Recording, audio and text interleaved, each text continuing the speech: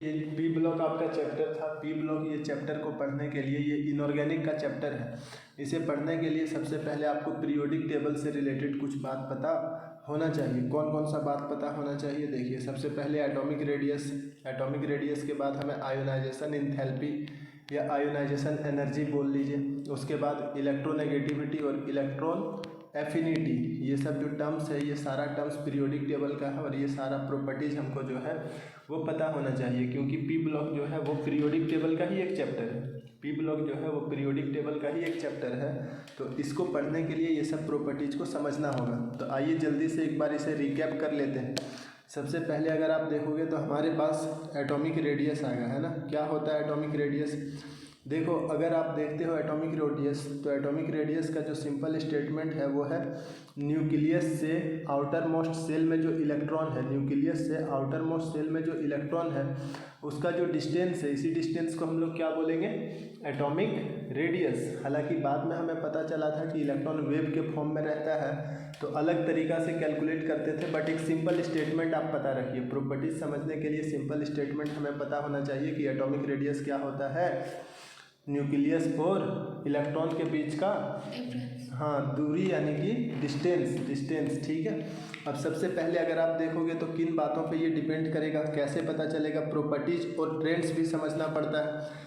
तो देखो, atomic radius जो है वो जब आप ऐसे पीरियड में रिमूव करोगी और इस तरह से जब ग्रुप में मूव करोगी, जब हम लोग पीरियड में मूव करते हैं और डाउन द ग्रुप जाते हैं तो हम लोग देखते हैं कि क्या हो रहा है इसके एटॉमिक रेडियस में, है ना। तो देखो, अगर आप किसी भी पीरियड में देखोगी तो वहाँ पे नंबर ऑफ सेल्स जो है वो इक्वल होगा। नंबर ऑफ सेल्स जो है वो इक्वल होगा। एक पीरियड में सेल जो है वो इक्वल होगा, है ना। और सेल इक्वल रहेगा। अब जैसे मान लो ये हमारे पास लिथियम है, लिथियम के बाद बेरिलियम है, तो देखिए सब में दो दो सेल होगा। बेरिलियम के बाद बोरॉन है तो सब में दो सेल या दो ऑर्बिट रहेगा। यहाँ पे इसमें दो इलेक्ट्रॉन है, यहाँ पे एक इलेक्ट्रॉन है, ठीक है। इसमें यहाँ पे देखोगे तो दो इलेक्ट्रॉन है, यहाँ दो इलेक्ट्रॉन है, ठीक है। और देखो, इलेक्ट्रॉन्स और प्रोटॉन्स किसी भी न्यूट्रल एलिमेंट में इक्वल रहता है। तो अगर उसका एटॉमिक नंबर बढ़ रहा है यानी कि प्रोटॉन बढ़ रहा है, ठीक है। और यही जो प्रोटॉन बढ़ रहा है इसको हम लोग क्या बोलते हैं? इफेक्टिव न्यूक्लियर चार्ज बढ़ रहा है, ठीक है। इफेक्टिव न्यूक्लियर चार्ज बढ़ रहा है। क्यों? क्योंकि इफेक्टिव न्यूक्लियर चार्ज क्या होता है? Z/E। जितना प्रोटॉन बढ़ेगा, देखिए प्रोटॉन जितना ज़्यादा बढ़ेगा इफेक्टिव न्यूक्लियर चार्ज उतना ज़्यादा बढ़ेगा, है ना। तो अगर इफेक्टिव न्यूक्लियर चार्ज बढ़ रहा है तो क्या होगा? एटॉमिक रेडियस घट जाएगा, है ना। उधर जाने से एटॉमिक रेडियस घट जाता है, यानी कि अलोंग द पीरियड मूव करोगी एटॉमिक रेडियस घटेगा। और उसके बाद जब आप डाउन द ग्रुप आते हो, जब आप डाउन द ग्रुप आते हो तो क्या होता है कि नंबर ऑफ सेल बढ़ जाता है। और अगर नंबर ऑफ सेल बढ़ेगा तो साफ साफ दिख रहा है कि एटॉमिक रेडियस क्या होगा? बढ़ जाएगा, है ना। यानी कि देखो, दो बात आपने सीखा कि जब हम लोग इधर जाते हैं तो एटॉमिक रेडियस क्या होता है? घटता है ना। इधर जाते हैं तो एटॉमिक रेडियस घटता है, और जब नीचे जाएंगे, डाउन द ग्रुप जाएंगे तो एटॉमिक रेडियस बढ़ेगा। तो आई होप कि तुम एटॉमिक रेडियस समझ गए होगे, है ना। अब चलो, इसके बाद हम लोग जो नेक्स्ट प्रॉपर्टीज है उसके तरफ आते हैं। एटॉमिक रेडियस के बाद आपको आयोनाइजेशन एनर्जी समझना होगा। क्या समझना होगा? Ionisation energy. तो देखो, आयोनाइजेशन एनर्जी क्या होता है? जो न्यूक्लियस है उसके साथ ये जो इलेक्ट्रॉन्स हैं वो एक फोर्स के थ्रू बाइंडेड रहता है, ये आप जानते हो। एक सर्टेन अमाउंट ऑफ एनर्जी इसको देना होगा। अगर आपको इसको फ्री करना है, अगर आपको इसको फ्री करना है, ग्राउंड स्टेट में है, ग्राउंड स्टेट में से एनर्जी दोगी तो एक्साइटेड स्टेट में आता है, और एक्साइटेड स्टेट में जब आप एनर्जी दे दोगे तो वो बाहर चला जाएगा, है ना। तो देखो क्या होगा, आयोनाइजेशन एनर्जी क्या होता है? वह अमाउंट ऑफ एनर्जी, वह अमाउंट ऑफ एनर्जी जो किसी इलेक्ट्रॉन को देना पड़े इसको फ्री करने के लिए, अमाउंट ऑफ एनर्जी जो किसी इलेक्ट्रॉन को देना पड़े इसको फ्री करने के लिए। जनरली ये मेटल के केस में होगा। मेटल क्या होता है? जैसे सोडियम है, सोडियम एक इलेक्ट्रॉन रिलीज करेगा। आयोनाइजेशन एनर्जी जब इसे दोगे तो एक इलेक्ट्रॉन रिलीज करेगा, और एक इलेक्ट्रॉन रिलीज करके सोडियम कौन सा आयन बनाएगा? पॉजिटिव आयन, है ना। कौन सा आयन? Positive ion. तो यही जो एनर्जी देना होगा इलेक्ट्रॉन निकालने के लिए उसको हम लोग क्या बोलते हैं? आयोनाइजेशन एनर्जी बोलते हैं। अब देखो, एक बात हम बताते हैं। आपने पढ़ा कि इधर जाने से एटॉमिक रेडियस घटेगा और इधर जाने से एटॉमिक रेडियस बढ़ेगा। और बाकी जो भी प्रॉपर्टीज है जैसे आयोनाइजेशन एनर्जी, इलेक्ट्रोनेगेटिविटी या तो फिर इलेक्ट्रॉन एफिनिटी, है ना, इलेक्ट्रॉन एफिनिटी, ये सारा चीज़ जो है वो एटॉमिक रेडियस का इन्वर्सली डिपेंडेंट करता है। एटॉमिक रेडियस का इन्वर्सली डिपेंडेंट करता है, यानी कि इधर जाने से अगर एटॉमिक रेडियस डिक्रीज कर रहा था तो बाकी सारा चीज़ें क्या होगा, इंक्रीज कर जाएगा। बाकी सारा चीज़ें क्या होगा, इंक्रीज कर जाएगा। और इधर जा रही थी तो क्या हो रहा था कि एटॉमिक रेडियस जो है वो इंक्रीज कर रहा था तो बाकी सारा चीज़ें डिक्रीज कर जाएगा। तो प्रॉपर्टीज आपने समझ गई, आयोनाइजेशन, एंथैल्पी, सारा तीनों का सेम ट्रेंड से है ना, तीनों का ही सेम ट्रेंड से। एटॉमिक रेडियस का ऑपोजिट, एटॉमिक रेडियस का ऑपोजिट। तो अब देखो इसके बाद अगर आप देखोगे तो इलेक्ट्रॉन एफिनिटी को थोड़ा सा मैं जिक्र करना चाहूँगा। इलेक्ट्रॉन एफिनिटी क्या होता है, वैसे आपने पढ़ा होगा 11 में कि जब कभी एक एलिमेंट, एक इलेक्ट्रॉन बाहर किसी ऑर्बिट से आता है, बाहर किसी ऑर्बिट से आता है और किसी एलिमेंट के ऑर्बिट में इन करता है, प्रवेश करता है, तो वह अमाउंट ऑफ एनर्जी जो ये रिलीज करेगा उसी को हम लोग क्या बोलते हैं, इलेक्ट्रॉन एफिनिटी। और दरअसल ये इलेक्ट्रॉन गेन इंथैल्पी यानी कि ΔHEG जो है उसका उल्टा होता है ना, ठीक है। ये इसका नॉर्मल स्टेटमेंट है, यहाँ पे अपन नॉर्मल और ट्रेंड्स आपने देख लिया। और एक मैं क्या बोल रहा था, इलेक्ट्रोनेगेटिविटी। इलेक्ट्रोनेगेटिविटी क्या होता है कि जब कोई कोवेलेंट बॉन्ड होगा, जब जब कभी कोई कोवेलेंट बॉन्ड होगा, है ना, और कोवेलेंट बॉन्ड में अगर आप देखोगे तो जो इलेक्ट्रोनेगेटिव एलिमेंट है उसका ये टेंडेंसी होता है कि वो इलेक्ट्रॉन्स को अपने ओर खींच ले, ठीक है। तो यही जो शेयर्ड पेयर ऑफ इलेक्ट्रॉन्स को अपने ओर खींचने का क्षमता है उसी को हम लोग क्या बोलते हैं, इलेक्ट्रोनेगेटिविटी, जो क्या होता है दरअसल उल्टा होता है किसका, इलेक्ट्रॉन एफिशिएंसी का। एफिशिएंसी का उल्टा नहीं, वो तो दूसरा चीज़ था। एफिनिटी जो है वो उल्टा होता है इलेक्ट्रोनेगेटिविटी का, बट उल्टा पुल्टा मैं बोल दिया। क्या बोले कि इलेक्ट्रॉन एफिनिटी जो है वो उल्टा होता है किसका, इलेक्ट्रॉन गेन एंथैल्पी का। यानी कि अगर आप देखोगे तो ΔHEG जो है,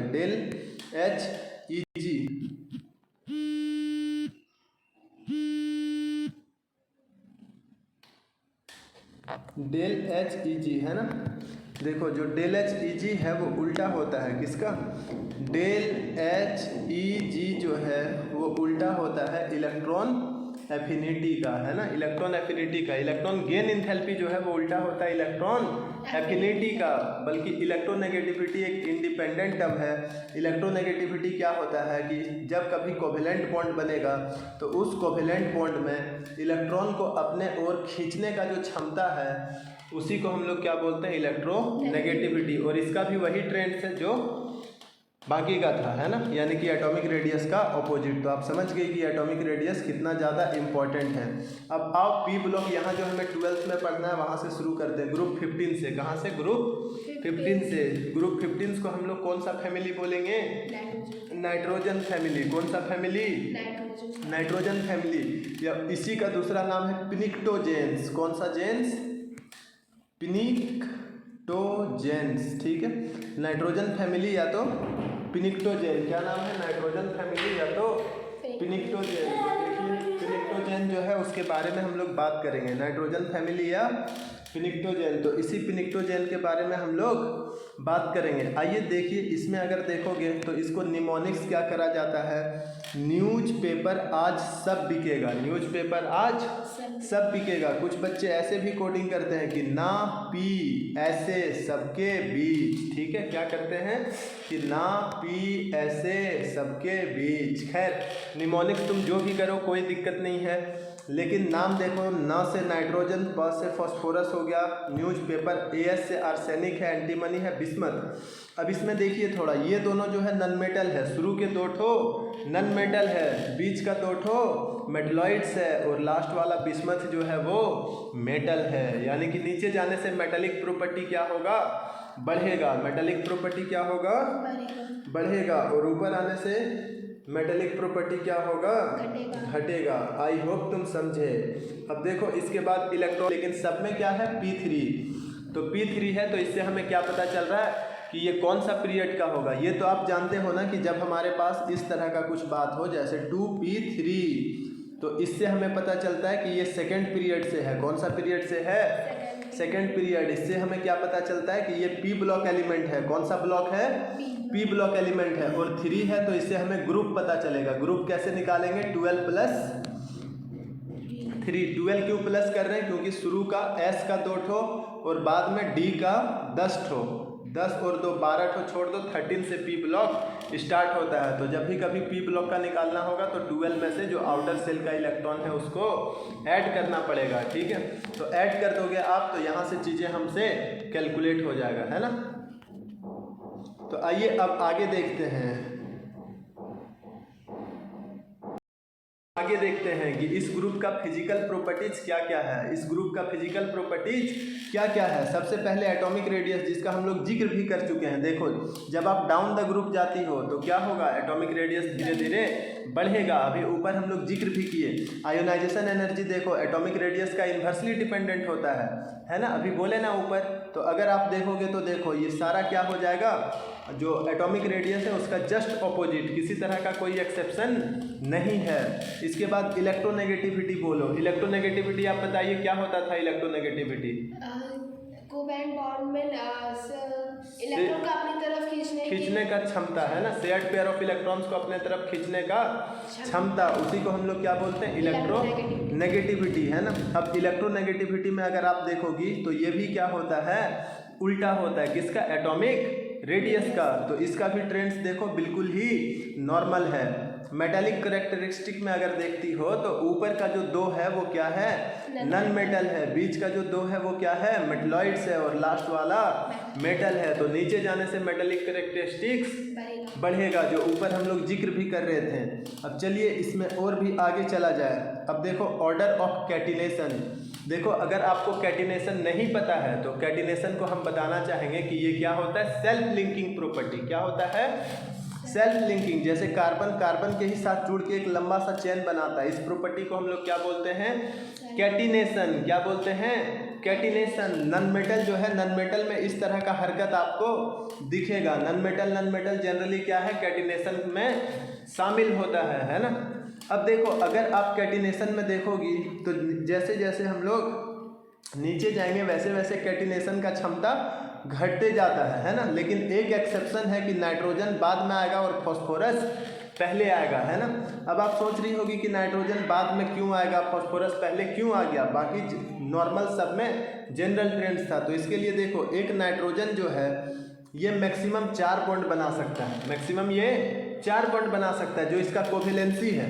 तो देखिए 3 ये नॉर्मल बॉन्ड बनाएगा, जैसे इस तरह से 3 इलेक्ट्रॉन शेयर करके, और इसके पास एक लोन पेयर बच जाता है। एक इसके पास लोन पेयर बच जाता है। और आपने valence shell electron pair repulsion theory, जो वेस्पर थ्योरी है, वो पढ़ा है कि लोन पेयर में बहुत ज़्यादा रिपल्सन होगा, है ना। और इसके बाद बॉन्ड पेयर लोन पेयर, है ना। लोन पेयर यानी कि नल्ला बैठा हुआ इलेक्ट्रॉन होता है, और नल्ला बैठा हुआ इलेक्ट्रॉन हमेशा कांड करता रहेगा, ठीक है। और लास्ट में अगर आप देखोगे तो बॉन्ड पेयर का रिपल्सन आएगा। तो क्योंकि यहाँ लोन पेयर है इसीलिए यहाँ बहुत रिपल्सन हो जाता है, और बहुत रिपल्सन हो जाता है तो ज़्यादा कैटिनेशन नहीं हो पाता है। यही एक एक्सेप्शन है, बाकी सब ठीक ही है। तो अब देखो अगर आप देखोगी तो यहाँ पे देखिए नाइट्रोजन का जो कैटिनेशन है उसको दिखाया गया है। ये maximum up to 3 carbon atom तक, कहाँ तक? अप टू 3 कार्बन एटम तक ये जो है वो कैटिनेशन शो कर सकता है। अप टू 3 कार्बन एटम तक ये कैटिनेशन शो कर सकता है। जैसे देखो 3 कार्बन नहीं, 3 नाइट्रोजन एटम तक। कहाँ तक? 3 नाइट्रोजन एटम तक। इसके बाद ये नहीं कर पाता, है ना। अब देखो यहाँ अगर तुम देखोगी तो ये हाइड्रोइक एसिड है। कौन सा एसिड है? हाइड्रोइक एसिड। और इसका ऑक्सीडेशन स्टेट कैलकुलेट करके दिया है। आइए देखते हैं कैसे ऑक्सीडेशन स्टेट कैलकुलेट होता है। जैसे मान लो N3H है। क्या है? N3H है। क्या है? N3H, है ना। तो देखो N3H है। अब इसका आपको जो है वो ऑक्सीडेशन स्टेट कैलकुलेट करना है नाइट्रोजन का। तो जिसका ऑक्सीडेशन स्टेट कैलकुलेट करना है उसको क्या मानना होता है? X मानना होता है। 3 एटम है तो इसको 3 से इंटू कर लो। और हाइड्रोजन का ऑक्सीडेशन स्टेट कितना हो जाएगा? +1। हाइड्रोजन का या तो +1 होता है या तो -1 होता है। लेकिन क्योंकि ये अपने से ज़्यादा इलेक्ट्रोनेगेटिव एलिमेंट से कनेक्टेड है तो इसमें इसका क्या होगा? प्लस। जबकि अपने से ज़्यादा इलेक्ट्रोपॉजिटिव से कनेक्ट होता है उस समय क्या होता है माइनस। तो यहाँ से इक्वेट कर दो 0, ओवरऑल इस पर जो चार्ज है उससे इक्वेट करते हैं। कोई चार्ज नहीं है तो कितना चार्ज लेंगे 0 चार्ज, और यहाँ से x का वैल्यू कैलकुलेट करोगी तो कितना आएगा -1/3। तो ऑक्सीडेशन स्टेट इस केस में इसका कितना है -1/3। अब देखो नाइट्रोजन के बाद फॉस्फोरस की तरफ आ जाइए। कैटिनेशन भी होता है और इसमें एलोट्रॉप्स भी होता है, ठीक है। एलोट्रॉप्स क्या होता है, देखो एलोट्रॉप्स हो गया कि वो एलिमेंट किस अलग अलग फिजिकल फॉर्म में मौजूद है, वो एलिमेंट किस अलग अलग फिजिकल फॉर्म में मौजूद है जो सेम ही एलिमेंट से बना हुआ है, उसका फिजिकल फॉर्म अलग अलग क्या है। जैसे कार्बन में देखोगी तो एक डायमंड होता है और एक ग्रेफाइट होता है। बनावट का दृष्टि से वो किस अलग अलग फॉर्म में मौजूद है। जैसे एक माँ का 2 बेटा होता है तो एक बेटा जो है वो बहुत ही शरीफ और होशियार, जबकि दूसरा बहुत ही बदमाश और नटखट। तो इस तरह जो 2 अलग अलग प्रॉपर्टीज वाले उसी माँ के बच्चे मौजूद हैं, वही एक तरह से क्या हो गए एलोट्रॉप्स हो गए। तो आइए फॉस्फोरस का एलोट्रॉप्स के बारे में हम लोग जिक्र करते हैं। फॉस्फोरस का देखो वाइट या येलो फॉस्फोरस है, रेड फॉस्फोरस है और ब्लैक फॉस्फोरस है। वाइट या येलो फॉस्फोरस है, रेड फॉस्फोरस है और ब्लैक फॉस्फोरस है। तो देखिए तीनों फॉस्फोरस को हम लोग बारी बारी से जिक्र करते हैं। आइए आगे देखते हैं कि वाइट फॉस्फोरस जो है उस पर क्या क्या बात होगा। वाइट फॉस्फोरस सबसे पहले देखो P4 होता है। क्या होता है P4 होता है ना। इस तरह से यहाँ पे देखिए जब 4 फॉस्फोरस आपस में ही सेल्फ लिंकिंग करके बनाएंगे तो हमें मिल जाता है वाइट फॉस्फोरस, ठीक है। ये इसका स्ट्रक्चर है।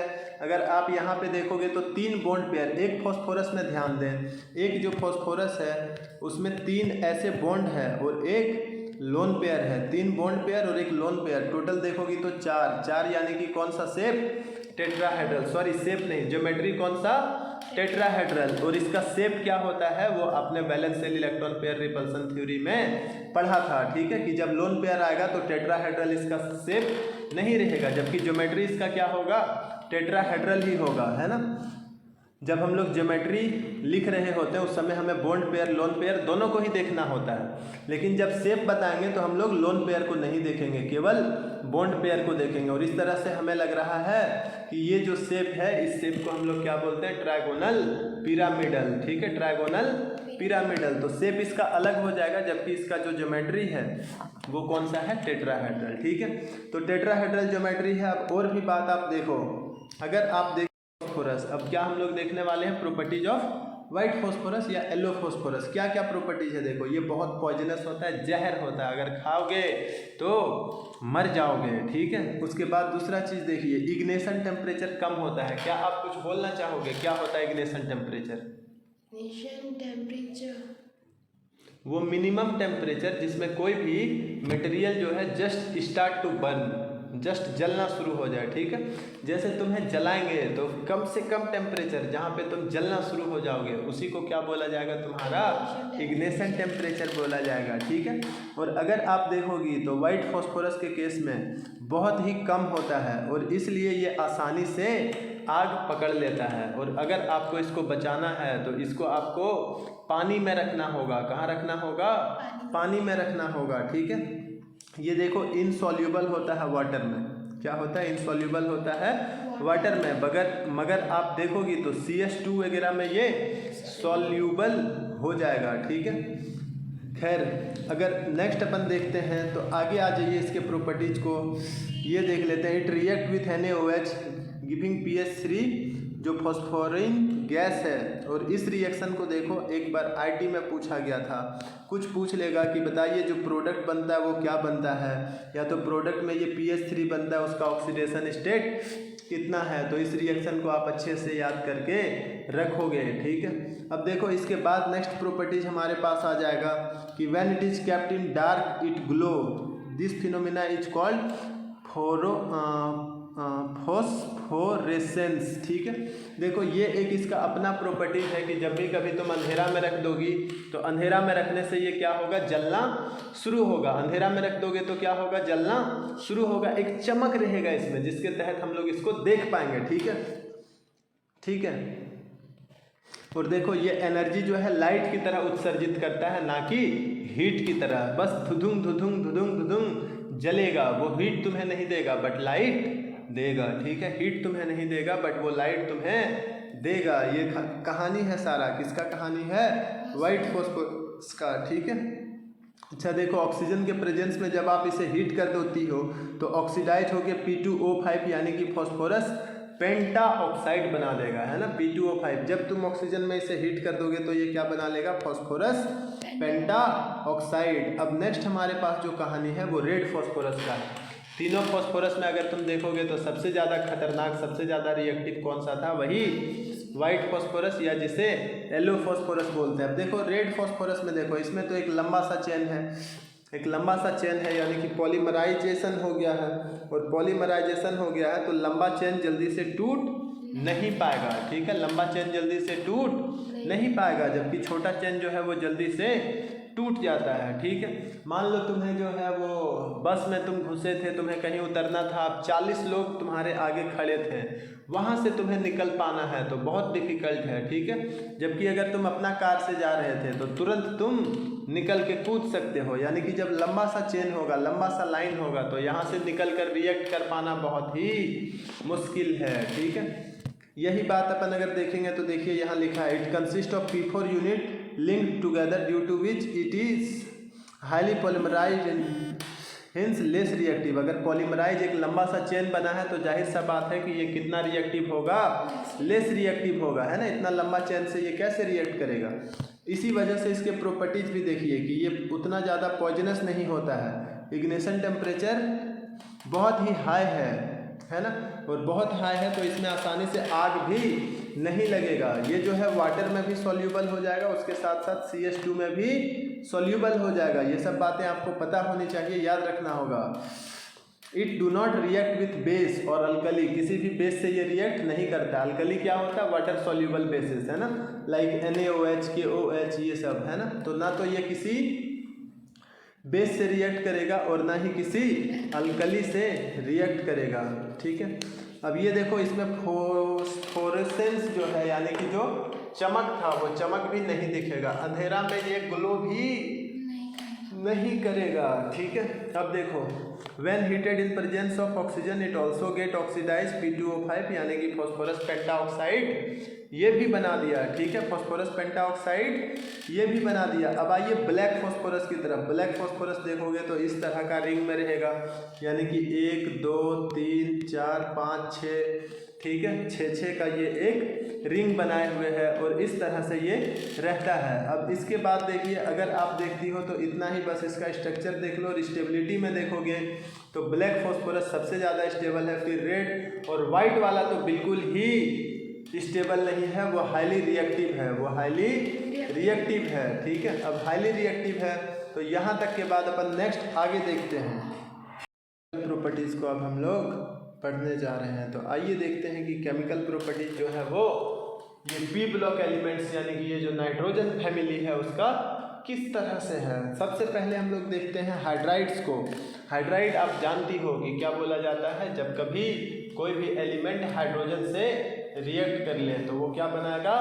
हाइड्राइड्स बनाएगा। तो हाइड्राइड्स बनाएगा तो देखो, जैसे मेनली अपन अगर देखेंगे तो कोई भी एलिमेंट है वो हाइड्रोजन से रिएक्ट करेगा और उस पर 3 लग जाएगा, है ना।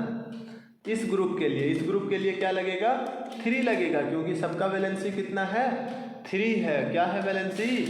3 है। वैसे अगर देखोगे वैलेंस इलेक्ट्रॉन तो 5 है बट वैलेंसी 3 है, इसीलिए सब में 3 लगेगा, ठीक है। जैसे देखो नाइट्रोजन का केस उठाते हैं। नाइट्रोजन अगर आप देखती हैं तो यहाँ पे देखिए नाइट्रोजन का बना भी हुआ है। नाइट्रोजन में लेविस डॉट लिखो, 1 2 3 4 5 इलेक्ट्रॉन। कितना इलेक्ट्रॉन? 5। और ये 5 क्या है? वैलेंस इलेक्ट्रॉन है। क्या है? 5 वैलेंस इलेक्ट्रॉन है। अब ये सारा एक एक हाइड्रोजन से कंबाइन किया, ये सारा एक एक हाइड्रोजन से कंबाइन करा और एक लोन पेयर बच गया। जी हाँ, एक लोन पेयर बच गया। और एक लोन पेयर बच गया तो इसका जो शेप है वो शेप क्या हो जाएगा? Trigonal pyramidal. क्या शेप होगा? Trigonal pyramidal. जबकि ज्योमेट्री अभी भी क्या रहेगा? टेट्राहेड्रल।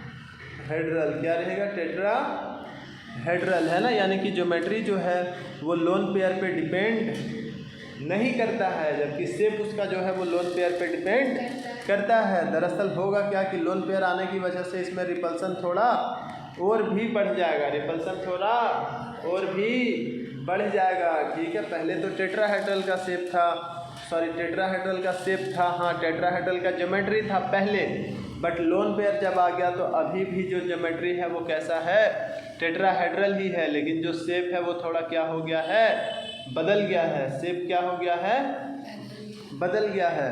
तो इसी तरह जैसे फॉस्फोरस अमोनिया नाइट्रोजन अमोनिया बनाता है, फॉस्फोरस फॉस्फोराइन बनाता है, आर्सेनिक अर्सराइन बनाता है, ये स्टील बाइन करके है और ये बिस्मुथाइन करके है, ठीक है। और सब में अगर आप देखोगी तो एक लोन पेयर जो है वो बचा हुआ है। क्या बचा हुआ है, एक लोन पेयर जो है वो बचा हुआ है, और इस लोन पेयर के थ्रू ये क्या कर सकता है, किसी दूसरे एलिमेंट के साथ डेटिव बॉन्ड या कोवेलेंट बॉन्ड बना सकता है, डेटिव बॉन्ड या कोवेलेंट बॉन्ड बना सकता है, ठीक है।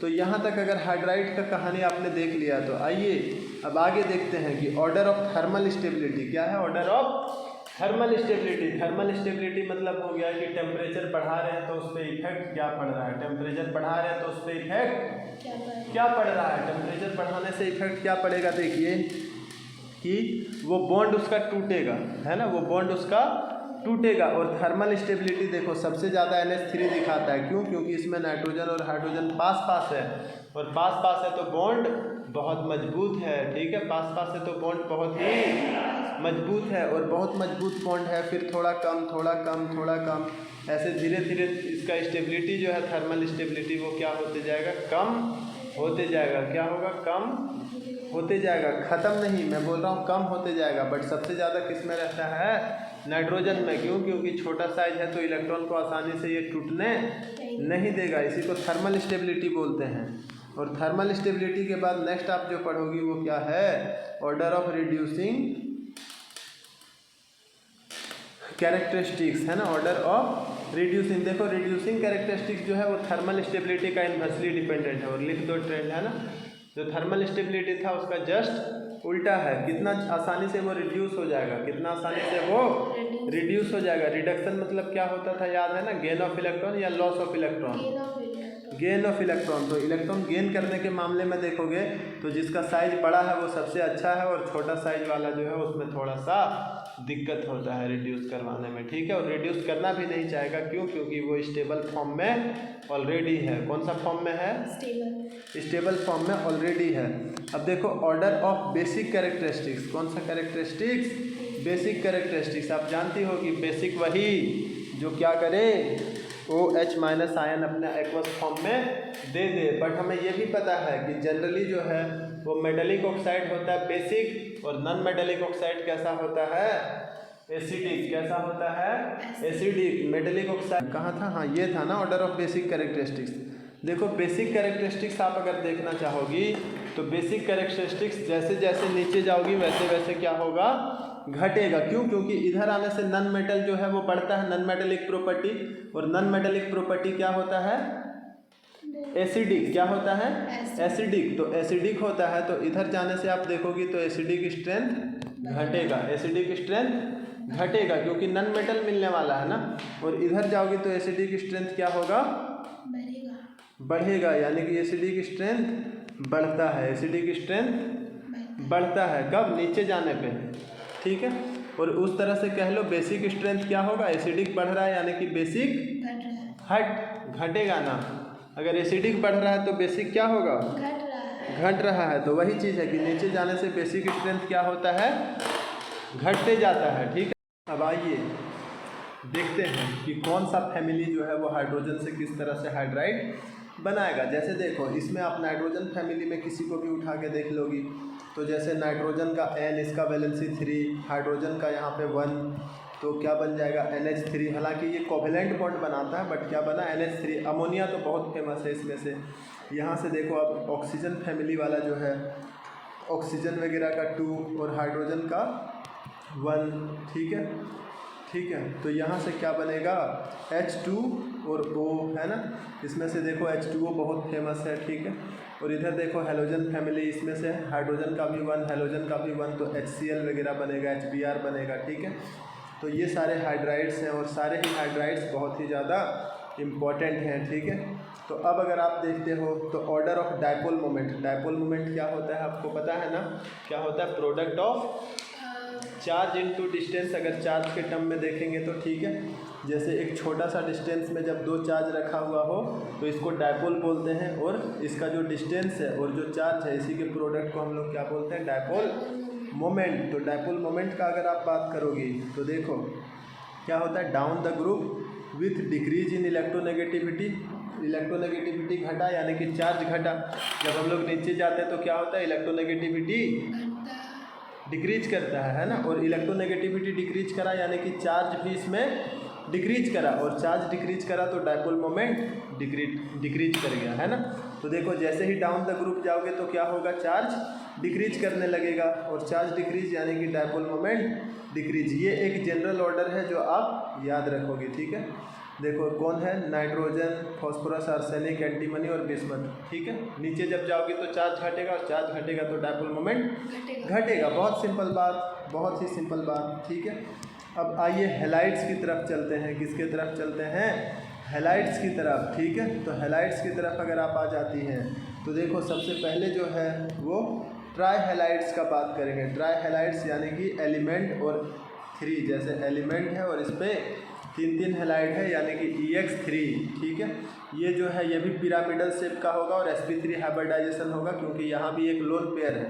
लोन पेयर नहीं रहता तो टेट्राहेड्रल इसका ज्योमेट्री और टेट्राहेड्रल इसका शेप, ठीक है। बट शेप में हम लोग लोन पेयर को नहीं देखते हैं, तो ये तीनों देखो पिरामिड के शेप में है। किस शेप में है, पिरामिड के शेप में है, इसीलिए इसको पिरामिडल स्ट्रक्चर बोलेंगे। कौन सा स्ट्रक्चर, पिरामिडल शेप, सॉरी कौन सा शेप, पिरामिडल शेप बोलेंगे, ठीक है।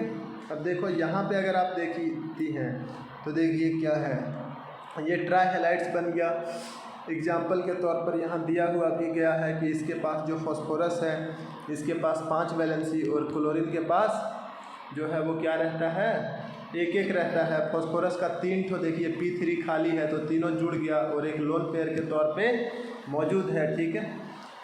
अब देखो NCl3, Br3, Ni3, सारे ही हैलाइड्स जो है वो क्या रहते हैं, स्टेबल रहते हैं, ठीक है।